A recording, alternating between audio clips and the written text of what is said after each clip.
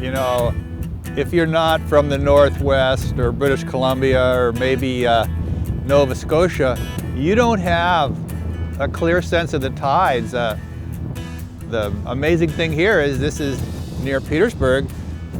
A big tide would be 20 feet of water coming in between high and low tide, and in narrow channels like this, it creates really strong currents. I mean, for instance, in front of the cannery at Petersburg, it probably runs, 5 or 6 knots in a big tide. That's, about the speed of a jogger. But down south, I mean, there's a couple of places where the tide runs so strongly that it creates whirlpools, big enough to suck boats down.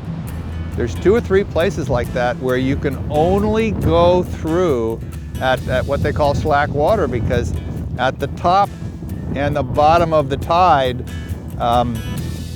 the current stops, okay? So the whirlpools stop and you can transit through there, and not everyone follows the rules. One time I was like a guest lecturer on a small cruise ship, and that's a 220-foot boat, and it's this inaugural trip, and the owner was on board, and it was a big deal, okay? And I had just given a slide presentation the evening before this happened, talking about, this place called Yuculta Rapids and how you had to go through it slack water and it could be really dangerous.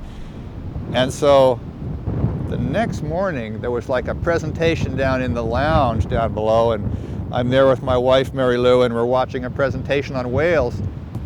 And I look out the window and we're getting near Yuculta Rapids, and I can see the tide. It's running really hard, and I'm going, wow, we shouldn't be here now. And I said to Mary Lou, I said, hey, this is odd. I'm going to go upstairs and look around. So I went up on top where I could get a better view of things, and I can see it's like a right angle turn there, and the tide's just boiling out of this slot where the channel goes.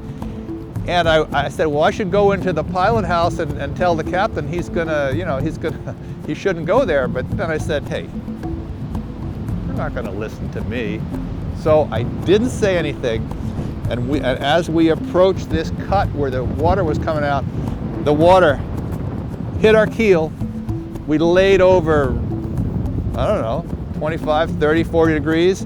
All the glasses and bottles slid off the bar.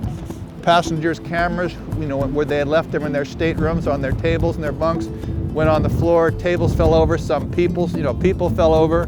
Then on the upper deck, one of the big canister life rafts, fell out of its, slot, fell into the water, inflated, spun away in the tide, and that was a big deal. We had to, call the Coast Guard and, see if we could keep going. And I mean, the owner of the company was totally irritated, and he eventually, fired the captain of this boat.